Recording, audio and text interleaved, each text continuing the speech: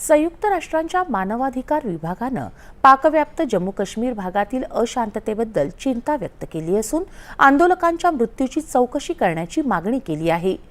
महिन्याच्या अखेरीस होणाऱ्या प्रादेशिक निवडणुकांच्या पार्श्वभूमीवर संयुक्त राष्ट्रांचे मानवाधिकार उच्चायुक्त व्होल्कर टर्क यांनी पाकिस्तानी प्रशासनाला संयम बाळगण्याचं, मूलभूत अधिकारांचं रक्षण करण्याचं आणि हिंसाचाराच्या घटनांबाबत जबाबदारी निश्चित करण्याचं आवाहन केलं। या संपूर्ण प्रदेशात तणाव वाढत असताना टर्क यांनी शांतता राखण्याचं आवाहन केलं आहे। संयुक्त राष्ट्रांच्या माहितीनुसार निवडणुकांपूर्वी वाढत्या राजकीय अशांततेशी संबंधित निदर्शनांदरम्यान गेल्या महिन्यापासून डझनभर लोकांचा मृत्यू झाल्याचं वृत्त आहे।